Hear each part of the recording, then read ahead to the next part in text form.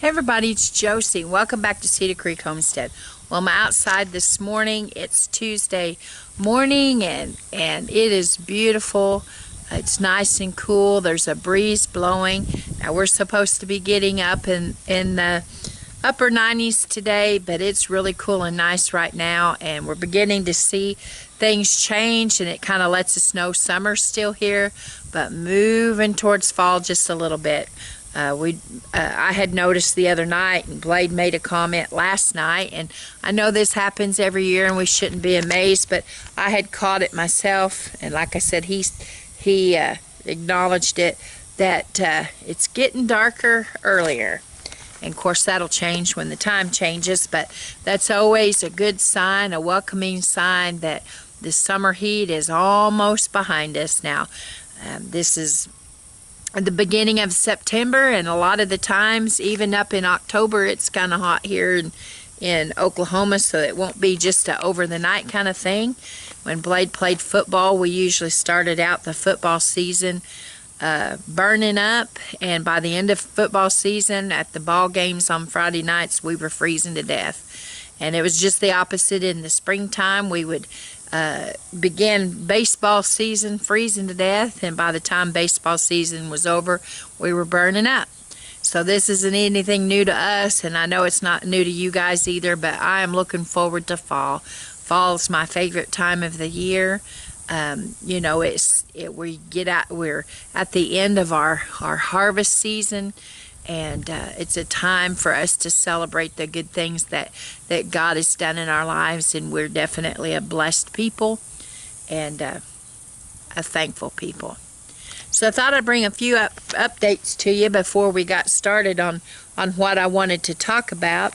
And the first one being, I talked to my sister last night, and you guys know that she went through the Hurricane Ida a week ago, and they lost their power on Saturday night, I believe it was, right before things got really, really ugly.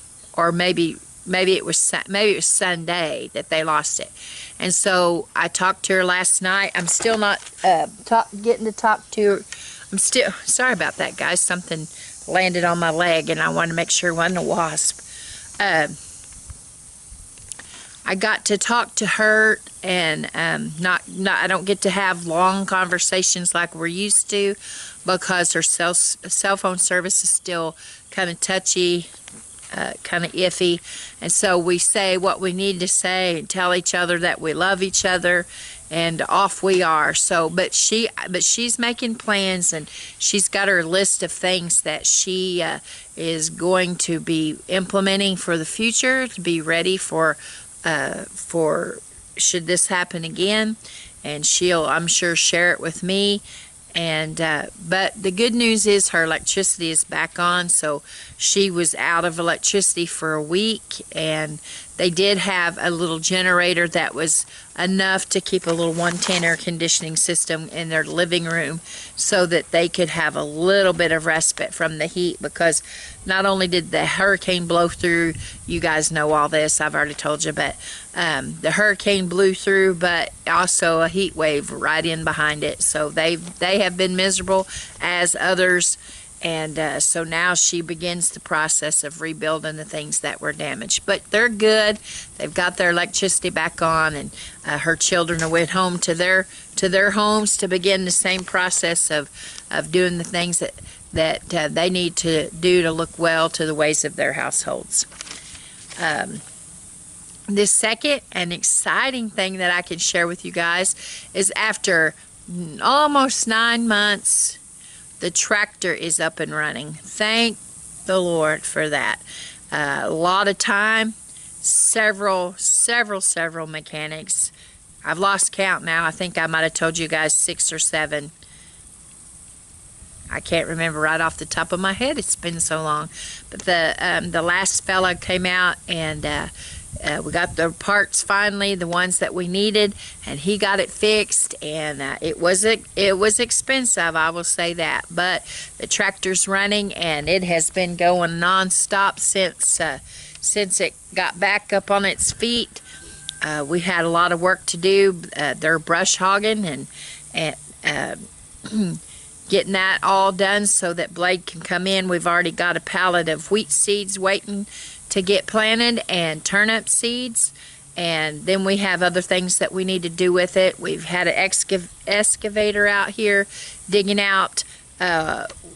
We started with one of our ponds, getting it dug out. The other pond is going to need a bigger excavator because it's just the sheer volume of stuff that needs to be moved out and the amount of work it's going to take. We're going to have to get a bigger excavator out here for that. So that might be a project that we have to do next year. We have so much stuff that we need to catch up on that'll probably have to wait, but that's okay. So we've got one of our ponds dug out, and Blade went down, and what we're going to be talking about today is water. And so Blade's been working down at the creek, and I'll tell you some more about that in a minute. But I thought you guys might be interested to know that the tractor, our Josie Ferguson, is finally back up and running, and we are excited. That is a tool that was desperately needed here on the farm. We do have another tractor. We have an old Ford tractor that Howie loved. It was his daddy's tractor, and he passed it on to Howie, and Howie loved and babied that tractor, and done, some painting on it and repaired and replaced some things.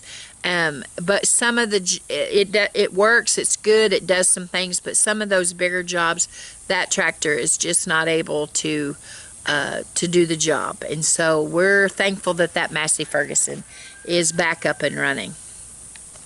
Cheyenne is doing good. I thank you guys for continuing to pray for her and little baby Howie. In fact, she has another doctor's appointment today, a follow-up appointment, and they have talked that they may send her home with one of those little portable heart monitors just to run a series of tests, like 48 hours or so, just to make sure there wasn't any kind of real problem with her heart, that it was just the water. But she has been drinking her water. We've got a big, we have a lot of those thermal cups, but we've been keeping one cleaned and washed up and ready for her when she comes out of her bedroom.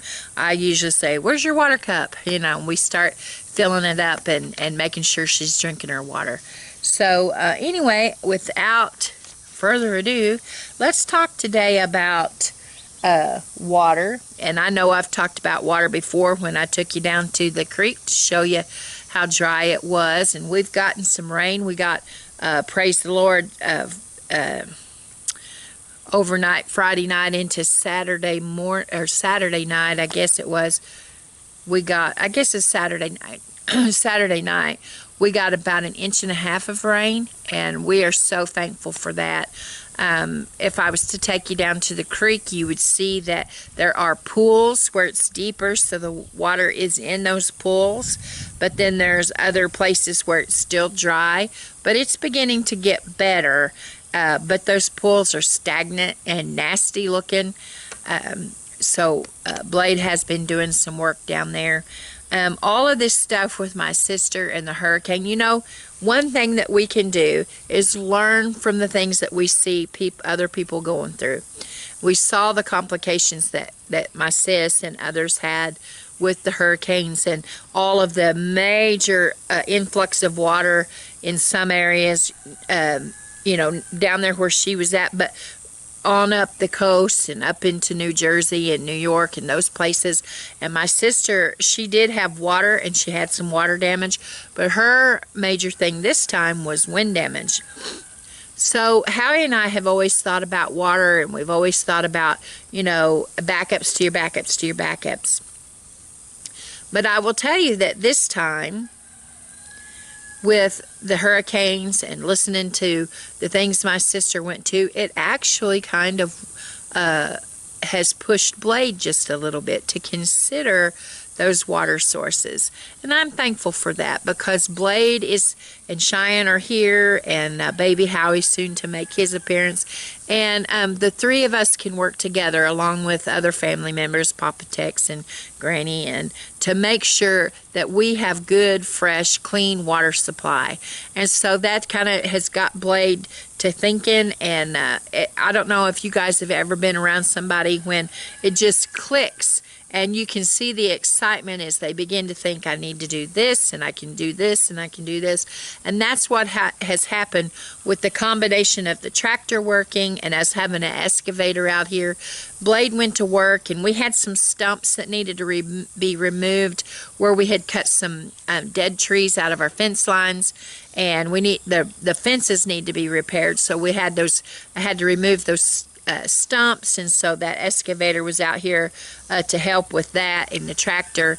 And then, like I said, we dug that pond out, and we've had some plumbing issues down at the other house, and we've had to take care of that. And all of it just kind of came together right when the tractor got fixed. And so we're so excited that we were able to get these projects done. That's just kind of overwhelmed us all summer long, knowing that these things needed to be done. They needed our attention and what we were going to do, and finally we were able to get it done. And so we're feeling pretty blessed, and feeling like a little bit of burden has been lifted off of our shoulders. But while Blade was out there on that excavator, and he loves running that thing, he he got the work that had to be done. And so he then began to do other things that he thought would be fun, and with water being one of those things. And so he went down to the creek, and I've shared with you before that we have a spring on the creek, and we actually have several springs on the creek, but this one particular spring used to have a spring house, and it still has the foundation there that Papa Tex and his family used when Tex was a little boy. And so we're relying on the knowledge that he has, the wisdom that he has, to open this back up. Now, he said that he can remember only one time in his life that the spring ever went dry. And I've showed you what the creek looked like. It was dry, and that spring continued to run. So we've got a good spring, good location.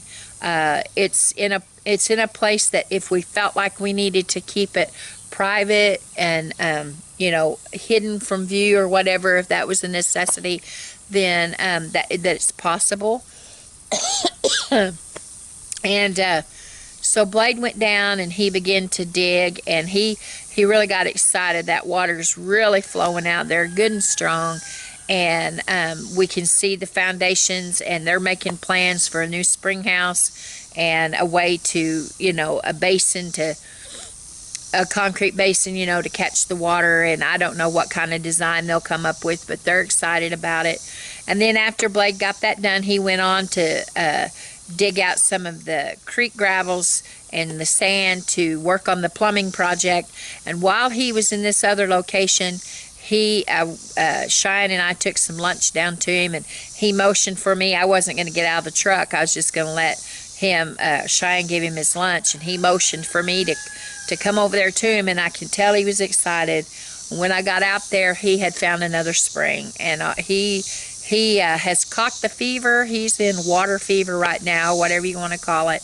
And so he's excited about that. And then at dinner yesterday, Labor Day, we went down to Tex and Terry's house and ate dinner. Just a small. It wasn't a big family gathering. It was just we had lunch together. And so we went down there, and Tex shared with him the locations of several other springs that we have here. So I was happy to hear that. I was excited to know that we have water access. Now the question is the water good water, and is the water safe water? Well, the spring that Tex and his family used when he was a child, it is up higher than the creek level, so the water runs out of the hillside down into the creek. the spring that Blade found is in the creek, in the, like the bed of the creek. And so we were excited to know that we have really good sources of water here. But we also need to make sure that those water sources are safe to drink. We have wells here. One's a sulfur well, not looking forward to that, and one is a freshwater well, and both of those need to have a little bit of work done to them. We can do water catchment off of the roofs. Off of my house is a pretty good surface area to catch a lot of water off of it, and our shop building is a little bit smaller than the house, but it would still be a big surface to catch water off of, and we're still able to do water catchment here in Oklahoma. And then our chicken houses and stuff, they're all big places that would be able to catch water as well. So all those things are working around in Blade's head, and now he sees the benefit of water catchment, and talking about a cistern system, and so it pleases this mama's heart to know that my son has caught the fever, so to speak. Now, in the last video that I talked about, well, it wasn't the very last one, but the one I talked about my sister going through the hurricane, I talked about her having a swimming pool and that she could use that water for drinking in an emergency. And I had several people comment that they absolutely would not drink swimming pool water. And so I did a little bit of research on that. And now I'm not arguing with anybody. I just wanted to make sure that I didn't tell anybody some bad information that would cause them to get sick. I have a water purification system. I have I have a Berkey. I'm not throwing that out there telling you to go get a Berkey. Other people have an Alexa Pure, and there's other ones, but they're the ones that have that black filter in the top. Mine has a black filter. The Alexa Pure has a big filter in the top of those.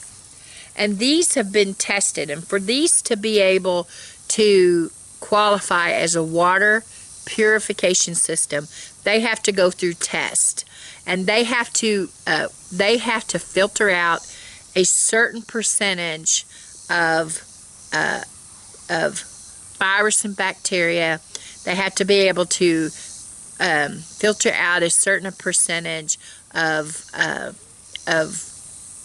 chemicals and all of the different things that can be ran off into your water. Now, the particular filter that I have, the system that I have, it exceeds the testing.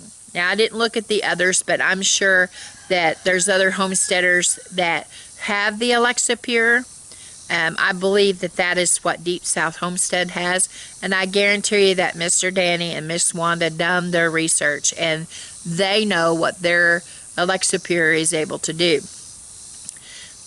So I looked it up to make sure that I wasn't telling you something that was going to hurt by using the pool water. Your swimming pool water can be used in an emergency, running it through your water filters, not your household water filter, but your these that I'm talking about, your water purification system, like a Berkey. You can run it through there, and it makes it safe as far as taking the chlorine out and taking out other things that would make you sick. But because in an emergency situation, you don't know the kinds of things that could have gotten into the pool, Berkey recommends that you boil the water first. Now, once you boil the water, don't pour the boiling water into your filter. You let the water cool, then you pour it into your filter, and you let it gravity feeds down through those filters, and then you have good water, good drinking water after that happens. They also say don't make that a common practice. That is just in an emergency situation. And my sister very well could have done that. Now, she didn't lose her water. They lost electricity, but she still had running water. But after a few days, I'd ask her about, when I got through to her, I asked her about her swimming pool. And she said, yeah, she said my swimming pool is turning green because remember they didn't have any electricity, so her pump wasn't working, and so there was things beginning to happen with her swimming pool. So, you know, it would have been, with us not being used to it, I'm sure I would have had a problem, and maybe some of you would have had a problem with looking at that water thinking, yeah, I want to drink that water. But you're supposed to be able to in an emergency situation. You can use it with pond water, and I know I wouldn't want to have to drink my pond water. You can use it with river water. You can use it with lake water. Anything that has like a sediment, sand and stuff, you want to, you know, use like a t-shirt to pour the water into your filter so that the t-shirt is kind of, it's not cleaning the water, it's just keeping those big pieces of sand and stuff from getting into your filter system, and then letting the filter do its job. Now, if you have one of those sun ovens, and I am really looking at those, I'd really like to have one. I just haven't gotten one yet. They come with this little system that you put the water inside a container in your sun oven, and it has this little bitty thing that has a little wax deal in it, and when you boil your water, this thing indicates to you when your water is clean. You may want to invest in something like that. So if you have good water around you, you have a good way to clean your water, well, hey, you're in good shape. And I feel like that, you know, as we put these things in places, we continue to work and fix our spring house, and we work on those wells, and we keep doing our water catchment, and consider a bigger way of doing the catchment, like a cistern system with the hand pump and those things. Those are all good things to keep in mind and keep working towards our goals for our water independence. It should happen, should something happen. Now, I will tell you that I tried to research on the sulfur well, and what my water purification system says, it does filter the sulfur water, and it will improve the taste, but it doesn't claim that it's going to take all of the taste and odor out of sulfur water. So since they're saying that, I'm kind of not even expecting it to even be remotely not sulfur. And I'm thanking the Lord that I've got other water sources. Maybe I can use that to water the plants or something. But anyway, so my question is, what do you do if you don't have a lot of sources? Because I know a lot of you are saying, well, that's fine and great that you've got springs and you've got wells and you're close to the river, and we've got several rivers around here. We are blessed that way. But what do you do if you're not? What do you do if you're in a place where it's hot and dry and you have no water and you don't get much rain, and so water catchment, you know, maybe it's even, you know, I know some states have laws about water catchment, and you can't even do that. Well, then you're going to have to store your water, and you're going to have to have a place to put the water. You're going to have a way of cleaning your water and a way to cycle through your water. And so I've been reading on the government websites and emergency websites on the different ways that they suggest that you do things, and we have to have water. You can't just simply skip on the water. You have to have it. And you know, we had an emergency here with Cheyenne with the fact that she was dehydrated, and it became a serious thing with a trip to the emergency room because of her heart rate. With her being pregnant and being dehydrated, it caused a problem. And it'll cause a problem with any human. You have to have water. You can't live any longer than 3 days without water. And so that's something to consider. That's something to really, really try to have your ducks in a row on that one. And so They did give some guidelines and some pointers on that. They say that you need to have a gallon of water a day for every person, and coffee, tea, caffeinated beverages, and carbonated beverages do not count towards your water.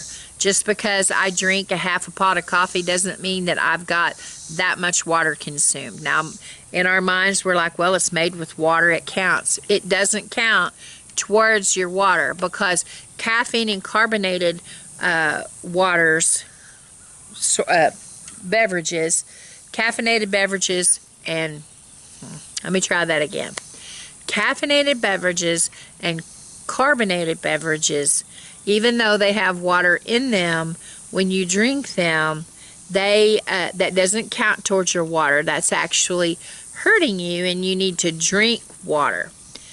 They do say a gallon of water a day. However, if it's a pregnant woman, a nursing mama, or somebody that's sick, it could require more water for them. And of course, if you have medical emergencies that you need to clean a wound, or food preparation, that kind of stuff, water is essential.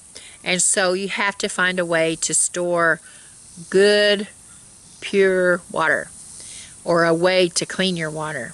So of course we think of all the things. Bottles of water, they need to be kept in a place that's not hot. They say that, chemicals can leach out of those water bottles. If you're going to put them in containers, you need to make sure that you have good food grade containers. Water bricks, I know they're expensive. They're very expensive. And if you're thinking about long term, and how many people are in your family, and how long you store it, and you need to rotate through it. It doesn't last forever. You can put an unscented bleach. I think it's like 2 drops of bleach that you put in it, and it'll keep for a while. But then you need to cycle through it. If you don't go through it after, I think they say 6 months, then you need to go through it and get fresh water. They have the big rain barrels that you can get. They have IBC totes. A lot of people use the IBC totes for catching water off of the roof. I'm assuming you could get the IBC totes and just fill them with water while you have running water, and keep them back and use them. If it was me and I had those big IBC totes and water was good, I would probably use those and water my plants and water my animals and do things like that, and just keep, continuously refill it so you have the freshest water possible. And then, keep up on storms that are coming in, little sister Tammy.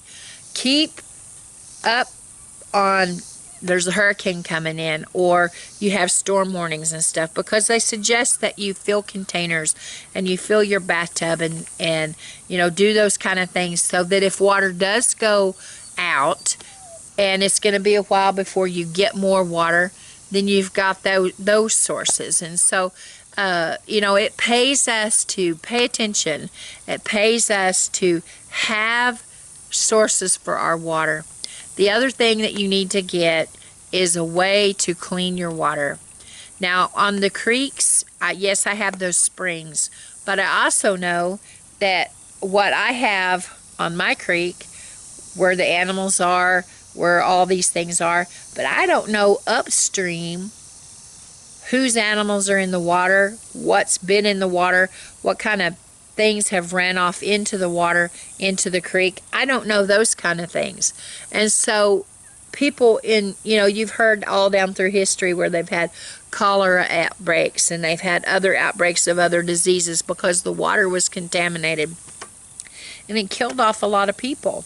And so you can't just go, I guess you could go down there and drink that water, but it's not wise to do it, because there's all kinds of teeny tiny things that we can't see that are in the water. It may look clear to you, it may smell fine to you, but that's one thing that you can't tell just by looking and just by smelling. You can't tell that there's things in there that's going to hurt you. And so I still feel like having a water filtration system is important. If you have to, every month, try to stick a little bit of money back so that you can buy one.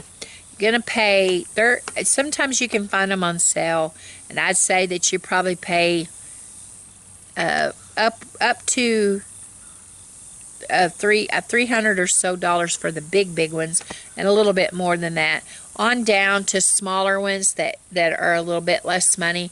But it's important to be able to clean your water. We have agriculture around here. We have I'm not talking about just me.